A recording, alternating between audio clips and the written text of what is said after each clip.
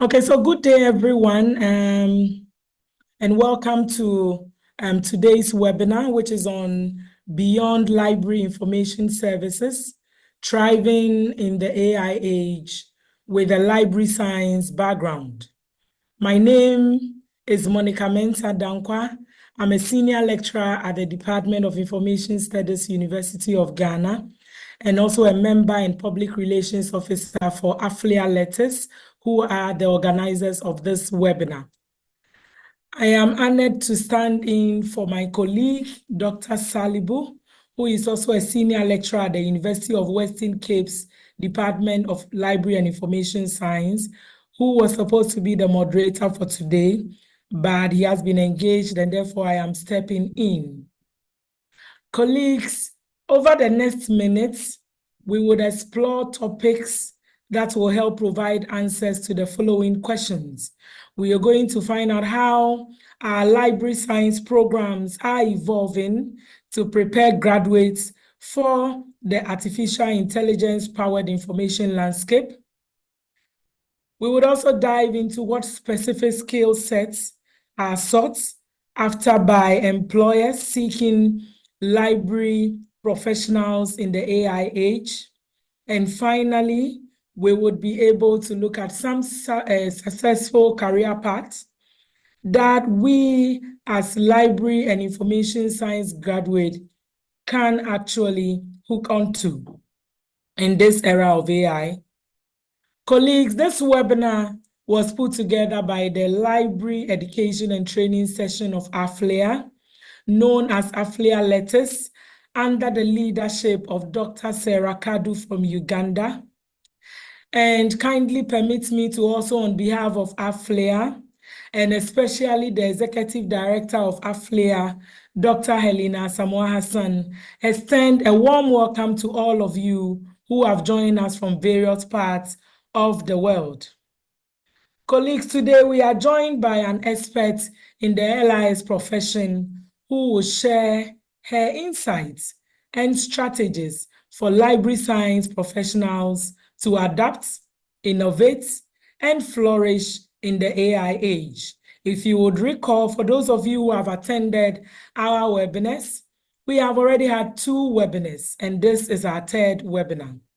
Colleagues, before I introduce our speaker for the day, I would like to inform you that this webinar is going to be a very interesting one, and I encourage all of us to participate in the discussion. Please do so by putting your questions in the Q&A feature, and all questions will be attended to after the presentation. Kindly note that this webinar is also being recorded and will be available on the AFLIA website. I also invite you, colleagues, to introduce yourselves in the chat room.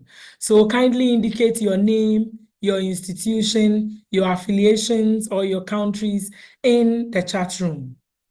Without further ado, let me introduce our speaker for the day. So colleagues, our speaker for the day is Dr. Adisoa Infengu, and she is a deputy head of the department and lecturer in the Department of Knowledge and Information Stewardship in the Humanities Faculty at the University of Cape Town, South Africa. She holds a PhD in Library and Information Studies from the University of Cape Town.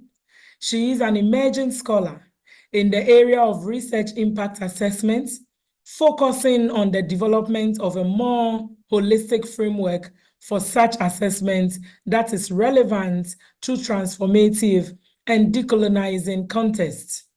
Colleagues, our speaker for today is the chair for the African chapter of the Association for Information Science and Technology, and the immediate past vice chair for the AFLIA Letters. She is a member of the editorial board of the African Journal of Library Archives and Information Science, and a member of the Scientific Advisory Board for the European Bioinformatics Institute, Europe PubMed Central. She is a recipient of the prestigious South African National Research Foundation funded Black Academics Advancement Program Fellowship for the 2021-2023 year. Colleagues, I am happy to announce to you that our speaker for today is Dr. Adesewa Mfengu. And if Dr. Adesewa, you're ready, the participants are ready for you. Welcome, Doc. Good to have you. Thank you very much, Monica, and warm welcome, everyone. And thank you for your presence, and thank you for joining this webinar. As Monica explained, this is the third installment looking around AI and libraries and just looking at LIS professionals and a way of upskilling provided by AFLIA and the latest section. So this, I'm not speaking from some void, but it is a continuation of the conversations that other colleagues have introduced in the past 2 sessions. So if you missed those, please do go join follow the recordings. I will be continuing the conversation that was started in those past 2 sessions. I will share my slides.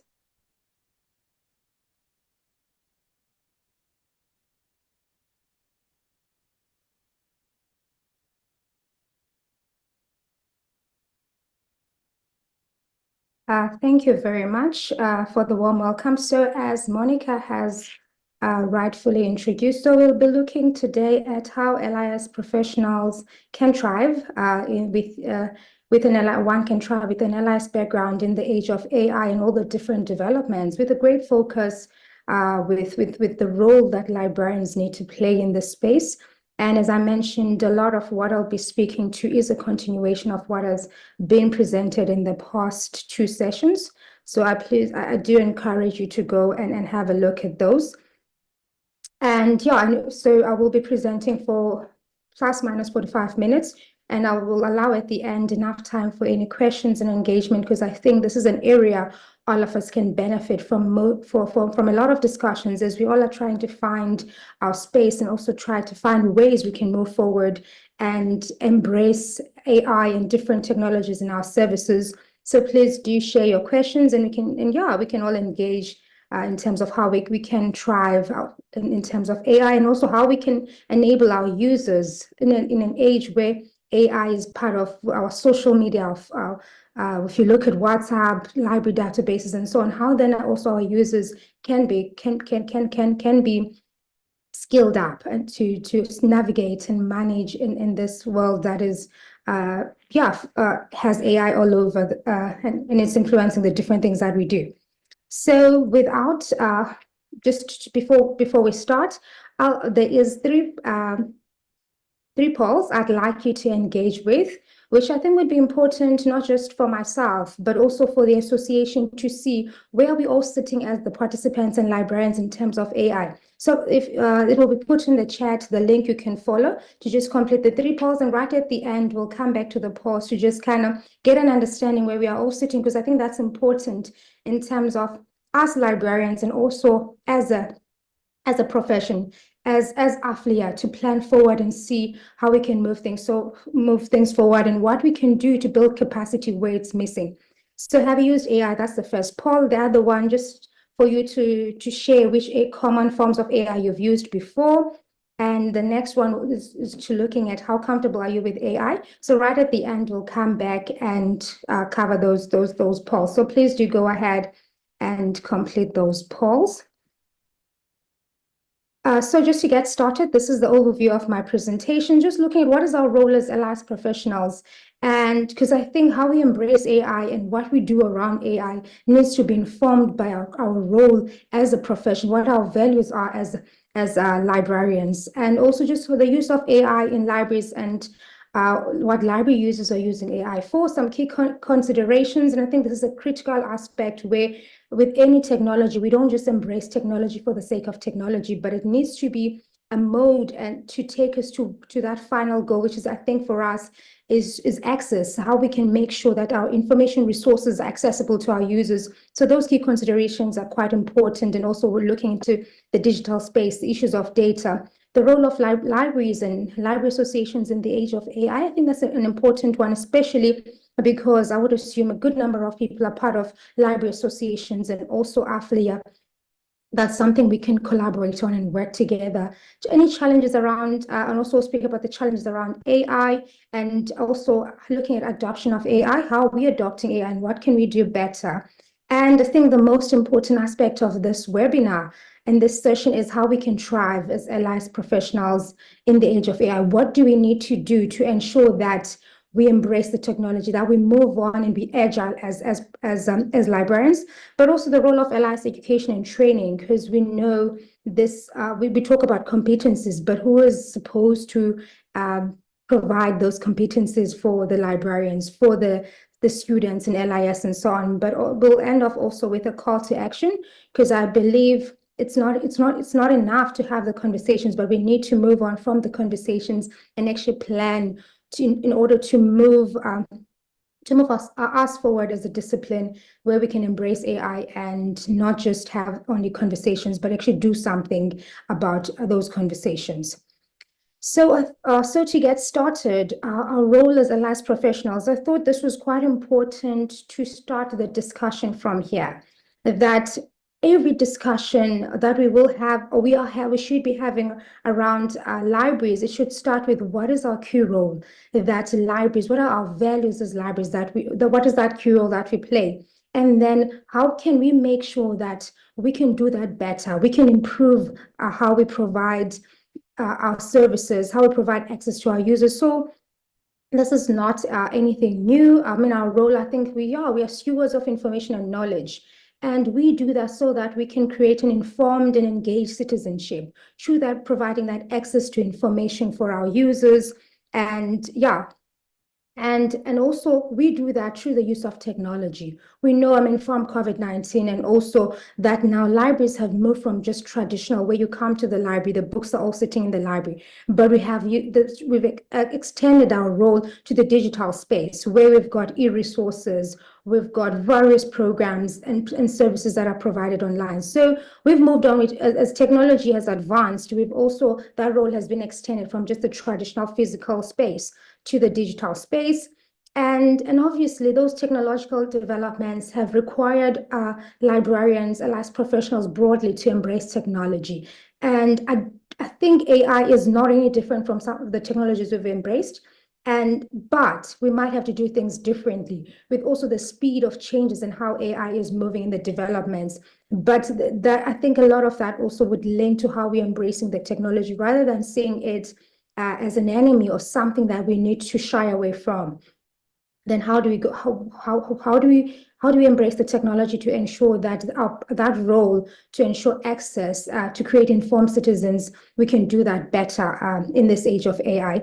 And I thought this was an important and a nice quote from Ellen Tice, which she shared in the 2024 South African Librarians Day, which she spoke to the role of librarians as being to provide access to information that informs and transforms our users. I thought that was quite a critical one, and one that captures our role as librarians very well, is that our role is to inform, but also to transform. And then we use technology, we use the different advancements in information and ICTs to still do that critical role, which is to inform and transform our users. And I think within our role, as embedded to it, is the social justice imperatives, especially we look at Africa, where there is a lot of socioeconomic challenges, issues of access, and how we can then bring in issues, things like equitable access for our users. So this is quite important. If one could have this session elsewhere in the world, this might not be a big thing, but we know access and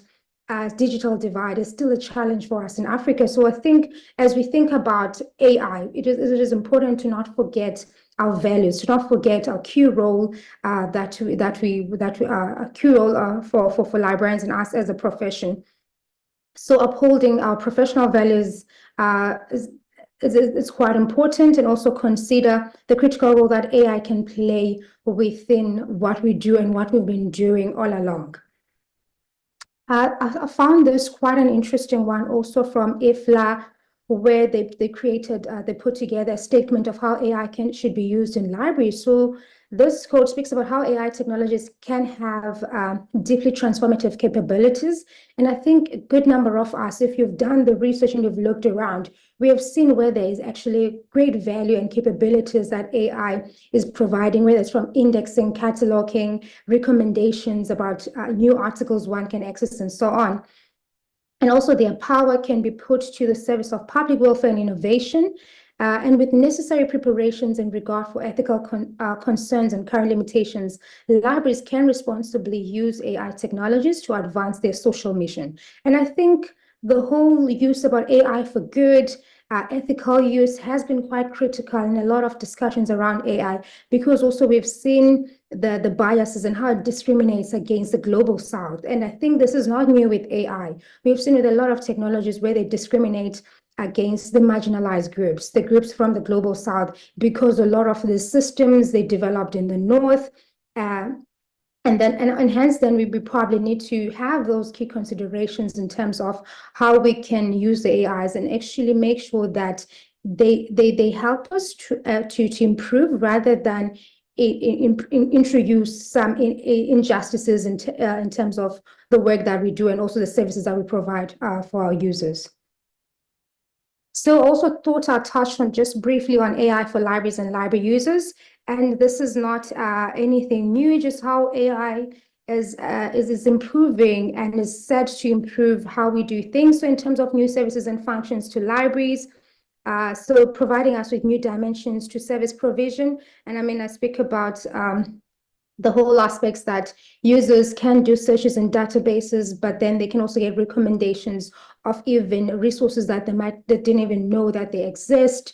Librarians don't have to be on standby every time. They could be chatbots that would be able to respond with some frequently asked questions for users and so on. We can see that then we don't need to always be alert. We can focus on other things as librarians where we can have AI to do some of the things, even like cataloging, indexing, and so on. But also, AI and machine learning technologies could allow libraries to improve things like optical character recognition of text.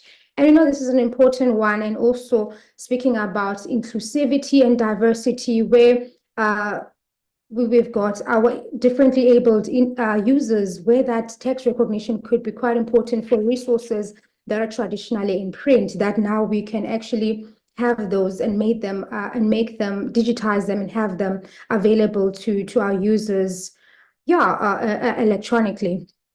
And also making library collections machine readable. This could be something that could assist with our users. So in terms of categorization and discovery of the resources, which could be useful for both the librarians, users, and researchers. So we can see, I mean, in terms of the use of AI machine learning in libraries, that it can add a new dimension and approaches to knowledge management processes. So knowledge organization, storage, and integration. This could improve what we're currently doing if we were to embrace some of these technologies, obviously do that in a critical manner. And also we can automate some of the existing library services. I mentioned chatbots, search and discovery tools, but I think we always put a disclaimer around the automating the services and different things, that care should be taken that the automation and how we adopt the AI and so on and machine learning, that it should prevent negative effects or impacts on quality service and also on staffing. So this is why then we need to have to take that critical approach in terms of what AI we adopt and how does that help us to inform and to transform our users.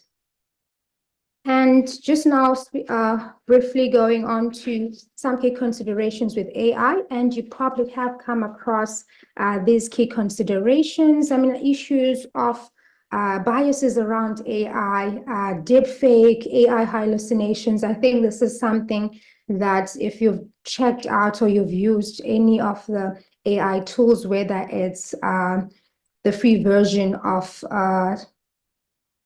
ChatGPT or others, we've seen that at times there is some deepfake where the AIs can present false information or misleading information, and also what then is referred as AI hallucinations, the black hole effect, where there is issues with transparency, where if I ask a question on an AI tool and I say, what are the key considerations with AI use?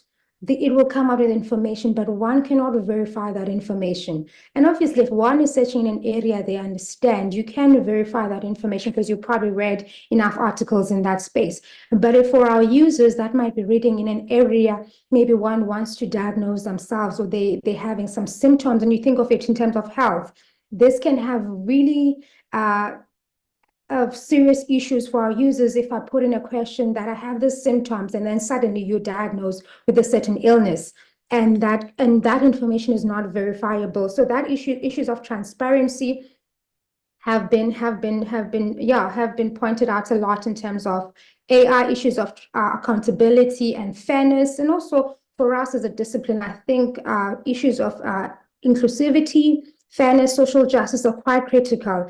And then in terms of how we adopt AI and promote its use, it's important that we do not lose sight of those issues. I've mentioned the issues of AI biases, transparency, and also, not being able to explain where that data is coming from. It's different if that AI is embedded in Scopus, because I know Scopus and other academic databases, they're trialing out their AIs, because then we know Scopus has peer-reviewed materials and so on. Then one can trust that. I can ask the tool, where did you find this information, and probably pull out an article. But with some of the free applications and so on, one cannot actually go to the primary source. And also AI leading to unfair or discriminatory outcomes. We've seen, I mean, this is not new. We've seen in terms of how some of the systems developed in the North discriminate against the global South. And this is something we should be careful about as libraries in Africa, as we adopt some of these technologies and we introduce them to our users. But also not so new, but also related to the digital space, the issues of data privacy, ensuring that privacy and security to user data, advocating for and ensuring protection of user data privacy in our AI implications. And I've mentioned just being able to prevent any negative effects on the quality of our services, but also staffing, and also issues of digital equity, addressing the digital divide and ensuring equal access to information. That is key and critical to us in the global South, that we do not want to further marginalize certain groupings in our communities that might not have access to devices, that might not have access to the internet, that we can make or have access to some of the subscribed versions of your ChatGPT or something like that, but we can ensure that to bring in how we implement AI, that aspects of digital equity are brought in what we do. So moving right on, I thought it was important to also bring in then what is our role as libraries? What is our role as library associations? We know the advantages that and opportunities that AI can provide in terms of what we do, whether that's from cataloging, indexing, data management, but also there are those key considerations that we need. So making sure that AI, we use it for the good. And it's not just good of the few, but good of our communities, and not leave out any of our participants or any of our users in our communities. So then coming back to that, and I think a lot of some of these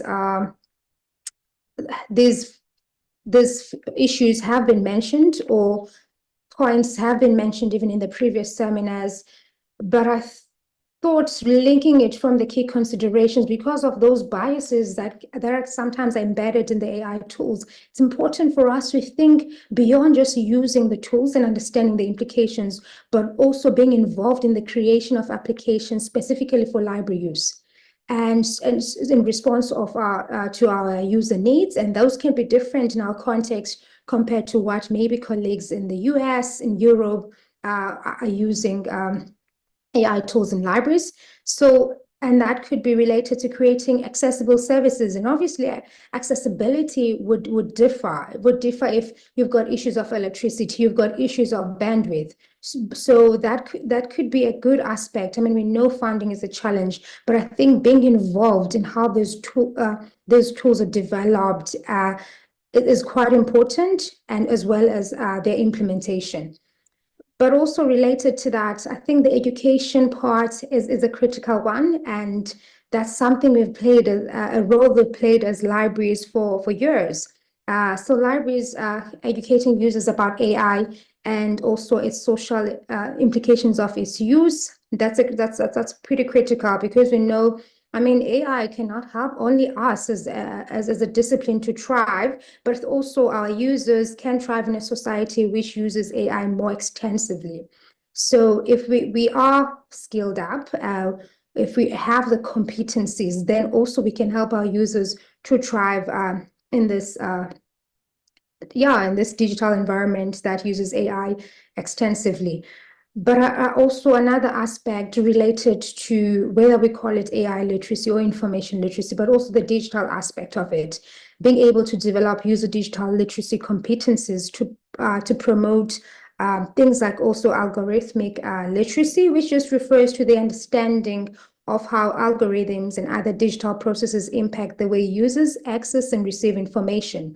And we know AI works on algorithms, so it's important then that we understand we have algorithmic literacy, but also we can ensure that our users have an understanding, when we can promote the different literacies, so that our users can be able to thrive also in this age of AI. So I mean, basic IT skills would still be embedded in the work that we do. So making sure that we center that. And as libraries, we've been doing this already in terms of basic IT skills, so that one can use the different resources in the digital space safely, ethically, and also legally, and also abilities to make meaningful use of technology. So that would now take center stage in terms of that highlighting and focusing on digital literacy. But also, it's important that in terms of how this role is changing and how we reinvent ourselves as a discipline and as librarians, helping our users to adapt to some of the possible changes in the labor market. And obviously, this also not just speaks to the librarians, but it also speaks to the academics and LIS, where by the time librarians would be practicing in 5-10 years time, that space would be very different from now. And that's not unique to libraries. It's unique to anyone who will be working somewhere. Companies, organizations will probably have lots of things that are automated, a lot of systems that now cataloging is done, almost it's automated, indexing is automated, that one does not need to hire so many catalogers, but would want to hire a data scientist. Someone would want to hire someone who can train users on digital literacy, rather than some of the jobs that existed in the past. So not only would we be then helping ourselves, but also it's important for our users to be able to adapt to the labor market, and that relates to lifelong learning, and that's something that's not new for libraries. And from public libraries to academic libraries, libraries have played a significant role in the different literacies and educating users and making sure users have the skill set that's required. So they are employable, and we know across the continent we've had challenges around employability. So one now cannot say, I have this degree from so many years ago. As the labor market has changed so much, one needs to also upskill, do certain workshops, MOOCs, and so on. And as the libraries, we can actually take a center stage and lead in that aspect, and make sure that we stay relevant, and we can provide and meet our user needs by providing what they need, not what we necessarily think that they do need. And I think just also coming back to the creating of applications, that's not something as the libraries we will be able to do alone. This is where we need to forge partnerships with different organizations in our societies, with computer science, with data scientists and people that also would bring in a different skill set, and then we can be able to work together and creating systems that would make sense for libraries.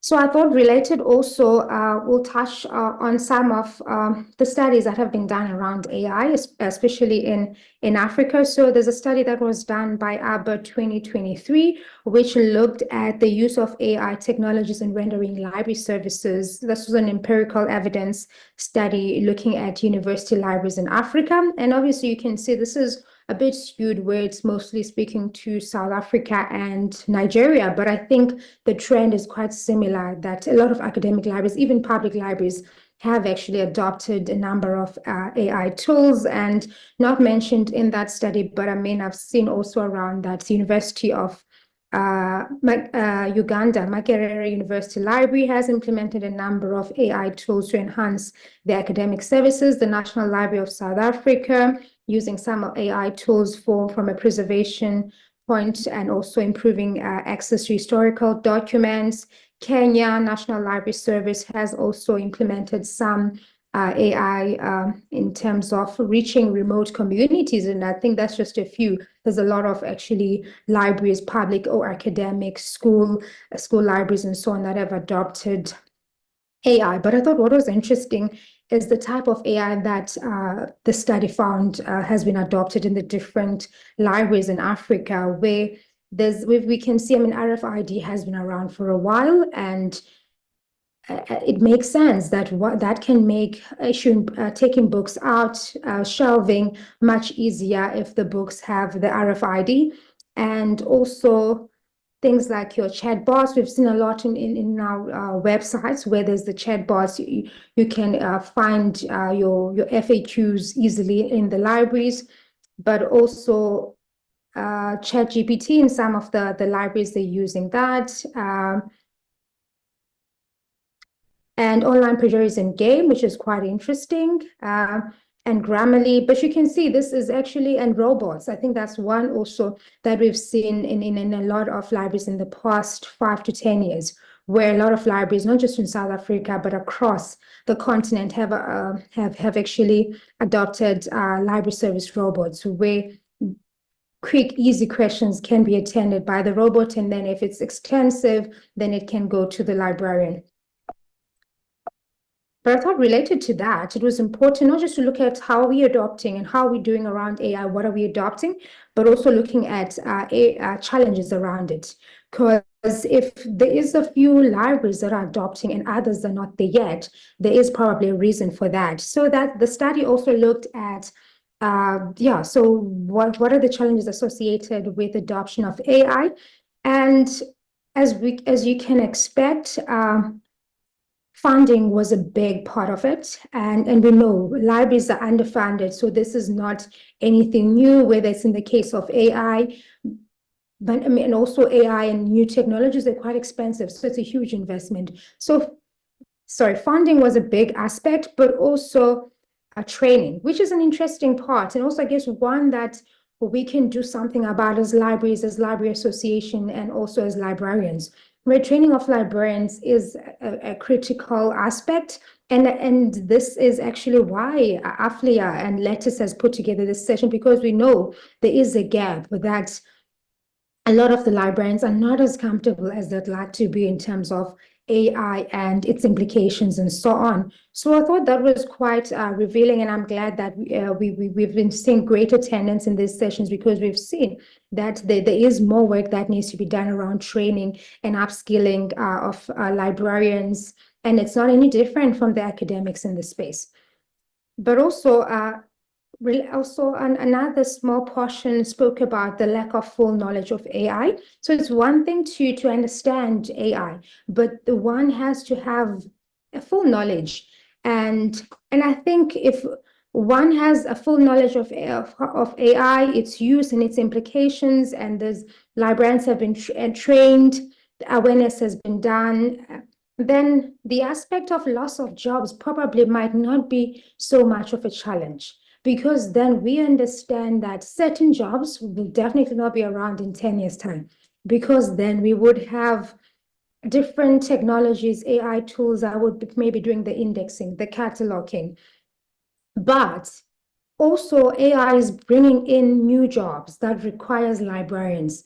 Training, I think that's the biggest aspect, being able to manage projects, being able to implement these different AIs at libraries. So from a systems perspective, from a data perspective, there are new roles also that are opening up, which is why I guess why we are all here, because we're saying librarians will need to reskill.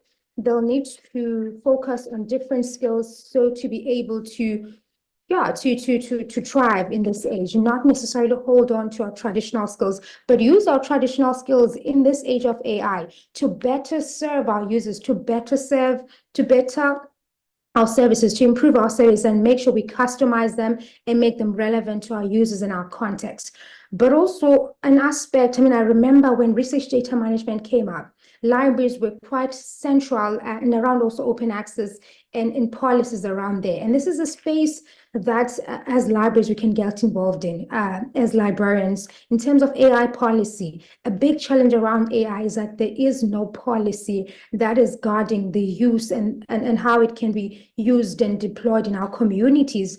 And this is something that we can help and come in and advise the same way we've done in terms of open access, we've done in terms of research data management. And I also think of how LIS and libraries and library associations have been involved around copyright laws. So this is one way also. I don't think it's something we can do alone, but we can be part of those conversations, that also libraries are not left out and what we do and our users are represented in whatever AI policies our governments at a national level, at a continental level, those AI policies that can be formulated, that we can lead in that aspect. And that's also where then we're taking the skills that we have and what we've done in the past, but we're applying them in a different sense and making sure that we're relevant and that we can still be seen as contributing to not just our libraries, but to our communities and broadly. And that will also help us to secure the funding we require as libraries. And so now moving on to how do we go about it? I think this is probably the part where a lot of people, why they're here. How do we make sure that we thrive? I've presented a number of prompts or presented a number of issues and things we need to factor and consider as a discipline. But then how do we go about if we want to thrive, if we want to ensure that we are part of this movement, we are part of these changes that are happening in our spaces? And I've hinted to the need to embrace technology. It's not new with AI, but I think because of the speed and how quickly things are moving, we can't hold it out and say, well, we'll watch and see if things, maybe it's just a wave, it will pass. I don't think it's a wave that will pass. If all of us have seen, we're probably seeing more AI tools embedded in the different spaces that we're in, whether it's social media, as different services that we have to interact with in our societies. I don't think it's a wave that's going to pass. So we need to be part of this revolution. And looking at that, so in terms of automation tools, utilizing some of the automation tools for our routine tasks in libraries, such as your cataloging, indexing, data management, and other tasks. AI and machine learning, leveraging AI for improved search algorithms, where we can have personalized recommendations for our users, and especially at an academic libraries is an important one. And also, data, looking at AI, data is quite important. That is the currency. So having advanced data analysis tools where we can analyze our data and make decisions and provide our users with what they might need even before they actually realize they need that. Continuous learning, this is something that we're gonna have to focus on and probably do a bit more because AI and the different developments, they're here to stay. And we need to upskill, we need to develop ourselves, lifelong learning, committing to continuous professional development. And I think that's why a lot of people are also in this session, because that is part of our professional development, doing different courses that will help us to understand AI, its use and implications, workshops, certifications. I think this is going to be a critical one, and I can see lots of conferences coming up where this would be a good place, and also a place where we can do some hands-on AI workshops, where it's one thing, so we can take what we're learning in all those webinars, but now put it into action, where we can do guides that we can help the librarians navigate the space, but also help their users navigate AI use and also its different implications. Staying informed, very critical. I mean, keeping up with the latest trends and advancements in technology, and also how they influence what you do in libraries. And skills development and capacity building, so being able to develop technical skills, but also some soft skills. So communication will be a critical aspect around technology, project management, problem solving skills. And this is also, I mean, we never talk at times about the importance of the soft skills, but if we can't manage AI related projects, we might have the money, but if we don't have good project management, problem solving, then that also could be wasted.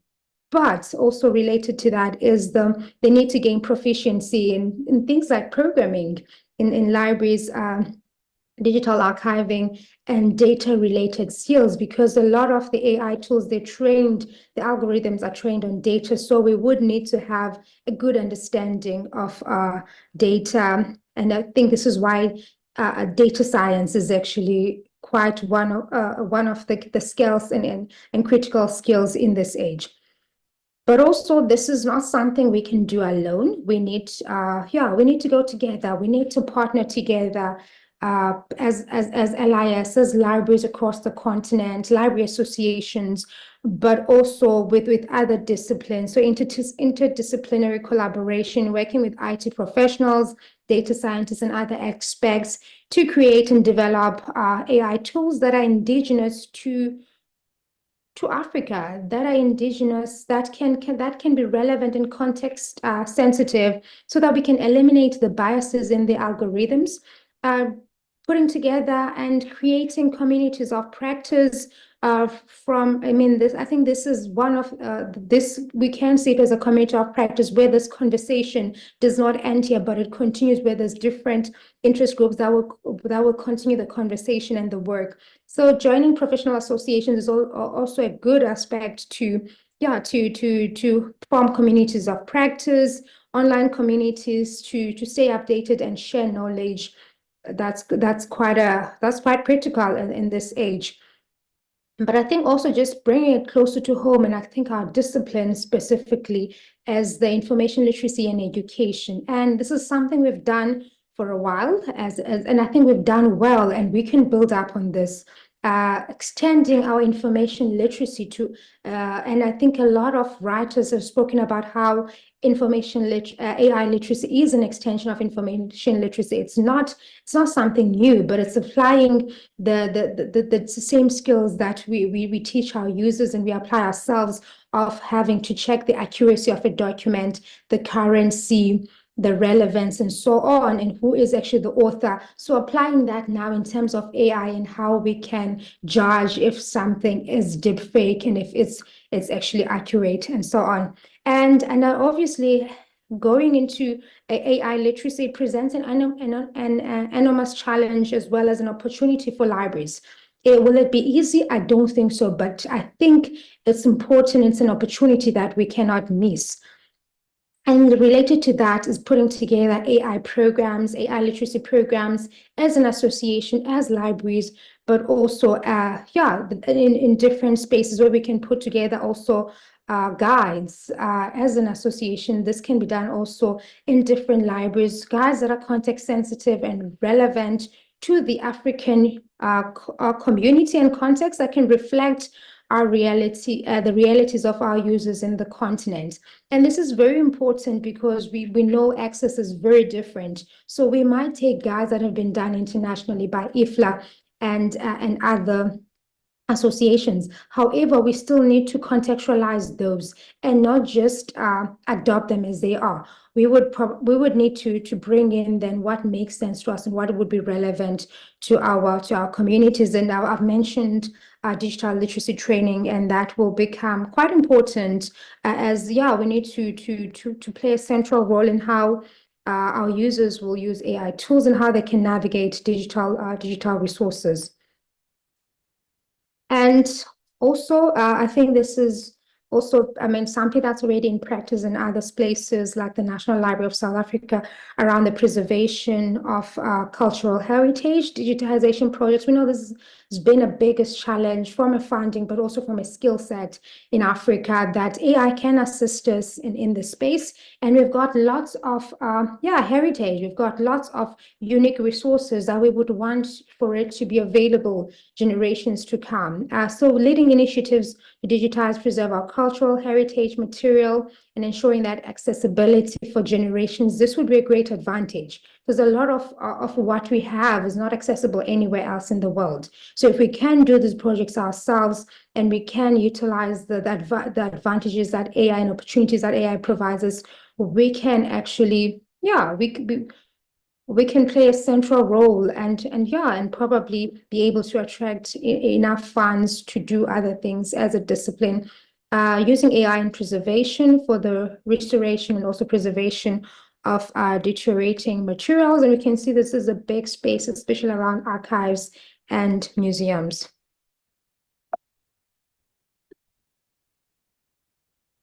I thought before finishing off, it would be quite important just to touch on the role of LIS education and training, and especially also because this session is by the Library Education and Training section of AFLIA, and it's important because a lot of the things I've discussed, they also come back to what is our education and training sections, departments, and different stakeholders in that space doing, because we can do certain workshops, but I think there's great work that could be done in the formal classroom and also the informal education. So LIS schools in Africa and educators, what is that role that they can play in this space, and to ensure that LIS graduates they thrive in the age of AI?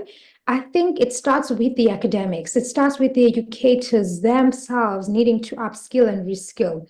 This is something that I don't think we necessarily need to have a course on AI or a module on AI, but I think it's embedded in the different things that we do. So whether it's sometimes it's a standalone course, or it might be embedded in also the things that we do, because if one is teaching things like information literacy, digital literacy, that is embedded in there, because then one would just extend that to AI literacy rather than having to have an add-on module. And also in how we do research, how our students do different things, how they do writing.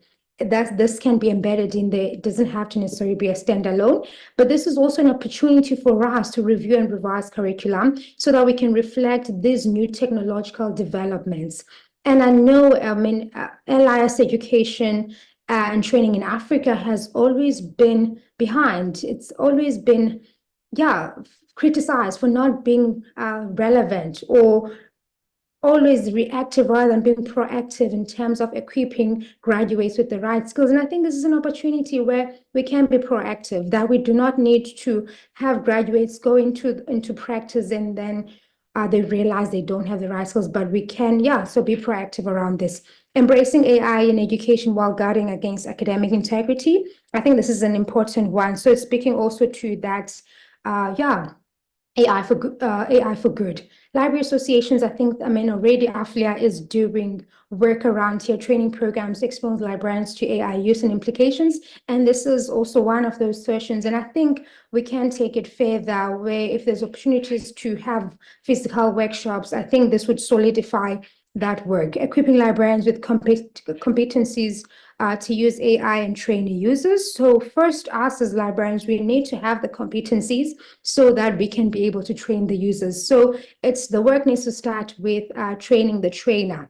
And then we can have librarians who are able and capable to train our users. And just in wrapping up, thought I'd include call for action, because it's important that those conversations do not just end as conversations, but we need to act on them and do something about them. But I think as just in closing, it's important for us to not forget our core role, being able to create engaged citizens, and also critically embracing new technologies, that they're able to inform and transform our users. And equitable access is quite important in how we think about AI and its deployment in libraries. And playing a central role in formulation of AI policy.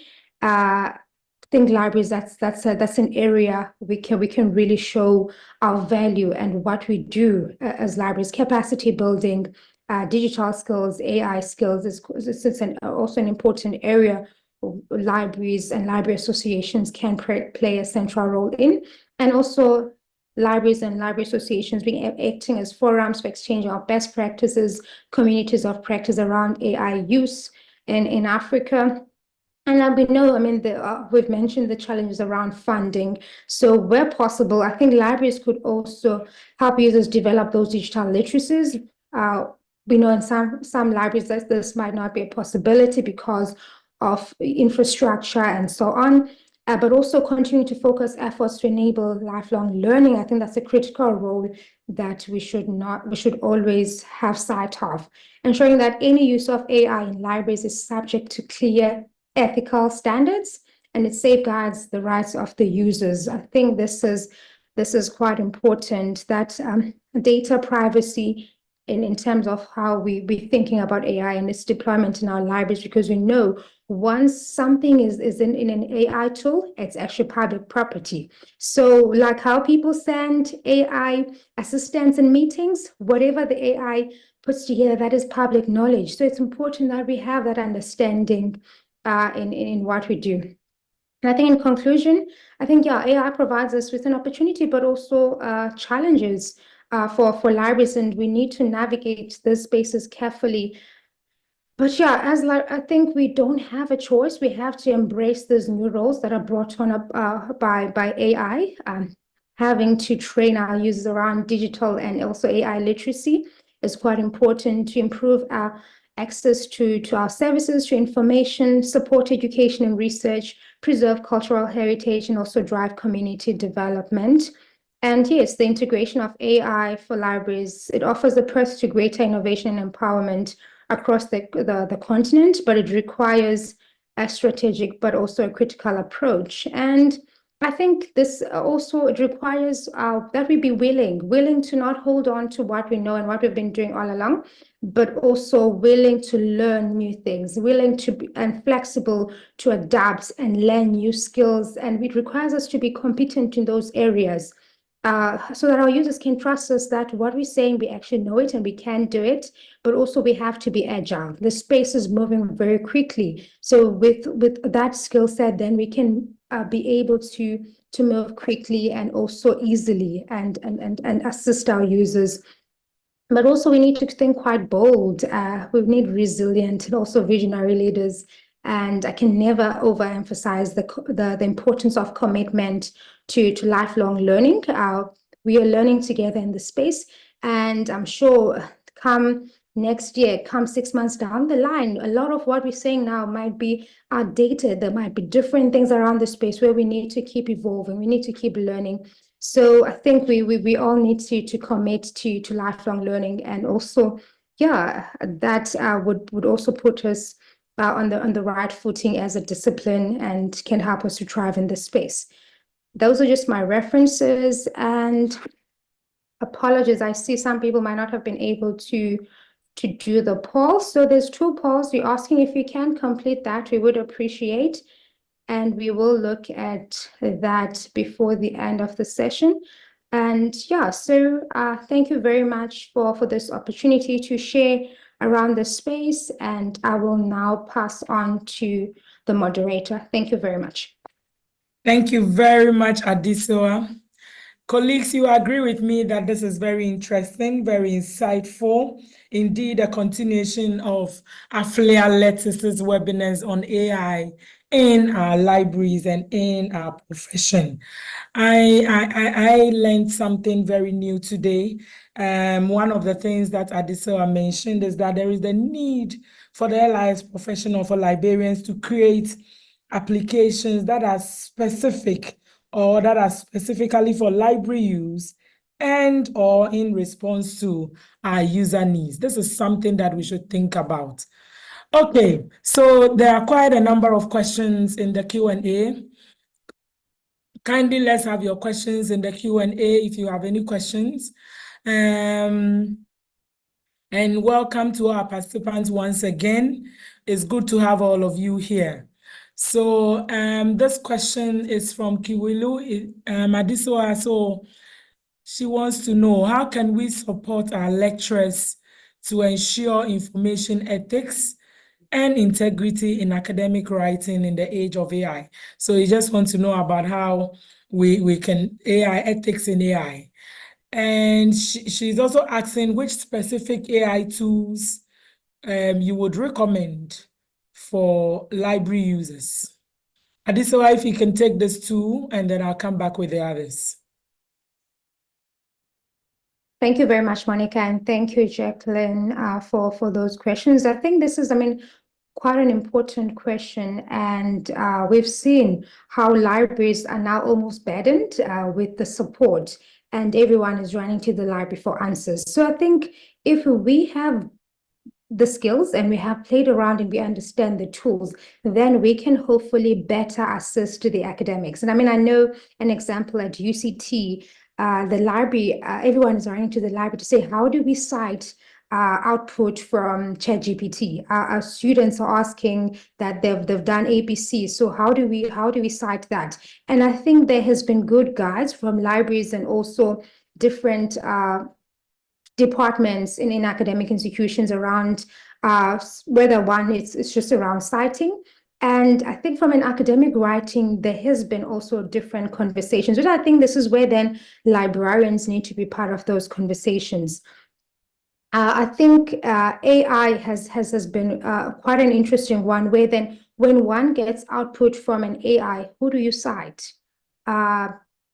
Someone has written a paper, but then ChatGPT is now bringing out the output and is not saying that the author is Monica. It's just saying this is the output. And this is where then a lot of libraries have been suggesting for that output to be put in the reference list, which speaks to almost, because then the whole point of the reference list is so the reader can be able to find where that information came from. So there is lots of guides, but I think this is where then each library needs to take those guides and actually customize it to what makes sense in that space, and educating, I guess, the academics and the users around. There are useful AI tools that can help to improve academic writing, and we found that quite important, especially in Africa, where English is not our only language. It's one of the many languages that we use.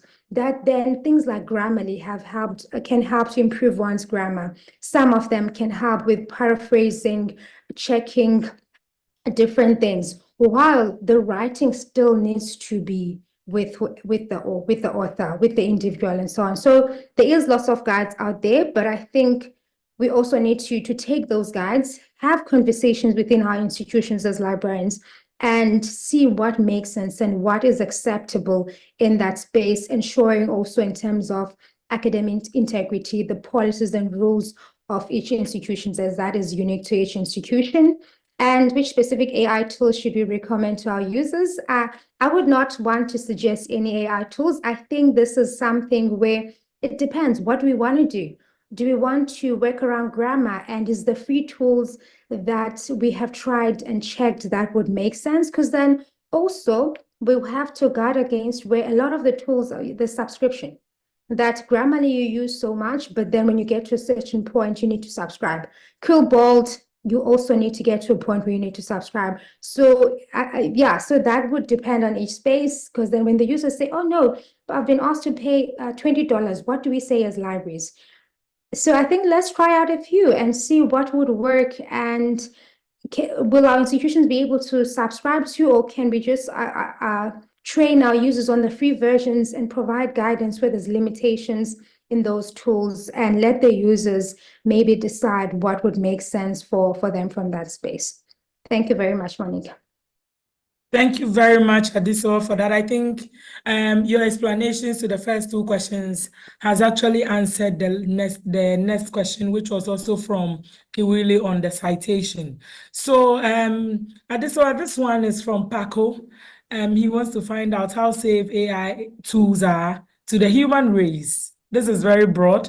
And then specifically, how relevant are AI tools to the developed and developing communities in Africa?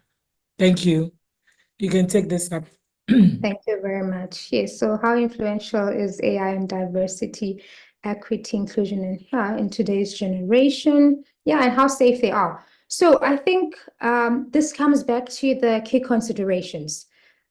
So AIs are based on training. So it's models that are trained on data. And their safety is dependent on the data that they're trained on and how they're deployed. So if I'm saying now, AIs will not ask for permission, but they will go to your website and they would scrape the data. And then when someone asks a question, they would provide that data. And from that perspective, we're assuming we can't make the assumption that every data that's out there is accurate. It's been fact checked. That's not necessarily the case. And also, if those and we know the AI tools at times they don't necessarily ask for any permission to use data. I mean, someone would have, just because you have it out there, and if they can scrape the website, they would get that data. So you can see, I mean, as librarians, and also when we look at the different principles, being able to give credit to the authors, being able to give credit to organizations that might have collected certain data, this then goes against all of that. It will not give credit to whoever organization. Let's say AFLIA has some data, they put it on their website. The next thing you've got some company that has commercialized that data and they got it from some AI tool. So we can see there is some challenges there.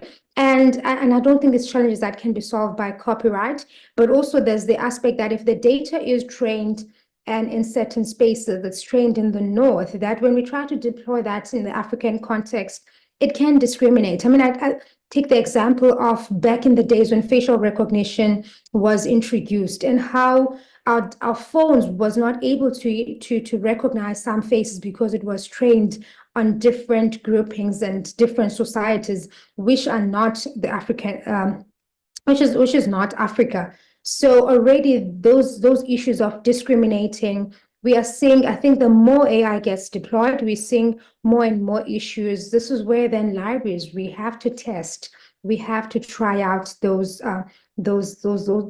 systems before we put them out into our communities, and we realize that it does not support or it doesn't align with our values of equity, diversity, and inclusion, but it actually rather further exacerbates the issues of excluding certain groups of our community's digital divide. So this is where then we need to do that whole critical aspect and so on. Yes. I think I've answered all of that. Sorry, I don't have any resource on AI policy. I think a lot of researchers have questions about the need for AI policy, a guide that would guide in terms of how AI is used. There is lots of resources out there that's saying what that policy should look like, but I don't have any guide, and my slides will be shared with AFLIA, so they will be made available to everyone. Okay, thank you very much, Adisoa. Thank you. Let me see if there are any other questions in the no question. All I see in the chat room are congratulatory messages to you, Adisoa. Slide, yes, it will be shared with you, but I think that our participants have enjoyed your presentation, and they have actually learned a lot based on what I am seeing in the chat room. We encourage our participants to keep on to attend to the polls or answer the polls. Adisoa, would you like to talk about the polls now? Would you like to react to it I before? actually think the polls might not be working as expected because I see some people probably might not be able to vote because we only have a few people that have completed. So I've Yeah, tried to also just check what's the issue there because I can see, I mean, we've got a lot of people in the meeting, but I'm not yeah. seeing the results yet. So we'll probably keep the polls active and maybe right before we finish off, if there's data there, or I can share it with even Aflia at a later stage if we don't end up with any results from there. Okay, because I also tried. Okay, Mm. Adesola, there are some questions. I think we'll take this round of questions and then we would give the closing remarks. So, somebody is asking, let's say you are an assistant librarian, your voice is very low in the management. How can you convince management to use AI at your institution? And then the next one is that my question is on AI tools that can be used to preserve cultural heritage. So this person, Ishmael, wants to know whether there are some specific AI tools that could be used for preservation of cultural heritage at this hour. Thank you. Thank you very much for those questions. I'll start with Ishmael. Unfortunately, Ishmael, I'm not practicing in that space. I can find out the response to that. Yeah, for what is currently being used. I think a lot of it at this stage is what we think AI could use. But I know the National Library is using one of the AI tools. National Library of South Africa specifically, I could probably check from there because I mean already they're quite advanced. They even have the service robot, so I could check what they're using from there because they're the one of the cases that and respondents in that study. But if anyone is aware of any or in their library, if they use any AI tools for the preservation of cultural heritage, please do help us and assist us in that. And to the other question by Mushi, in terms of how do you convince someone, if you are a librarian on the ground, how do you convince management in terms of adopting or embracing AI? But I think that the best way to get buy-in, it would be at times to not just present or say it. It would not just be to say this is what I've heard and so on, but it's to actually maybe do a pilot, maybe do something to prove that I've tried it here and this is the benefit it could give us. Because sometimes one might bring a case from University of Ibadan, and when you apply it at University of Ghana, it might be very different, or University of South Africa. So I would say in that institution, maybe try out some of the tools, work with maybe your users and help them out, and maybe take then whatever experience that you might have had there, the learnings, and then you can go present it to management where you can have even the users' feedback, because that's always quite nice and convincing. So you can probably collect some quantitative data where you might run something and then you ask the users to provide feedback, but also some stories, some qualitative stories in terms of how they found those tools, how they found them useful, and so on. So then you build a case that when you go to management, you have a case that could speak for you rather than just what you're saying. You've got evidence to back you up, and then hopefully from there that might make your life a bit easier. Thank you very much. Thank you very much, Adesola. Thank you so much for this presentation. I think that is all. That is all for now. I want to thank all our participants for coming for this webinar, and also to inform all participants that there is going to be another webinar somewhere in September and October, and we invite all of you to sign on when the announcement is made.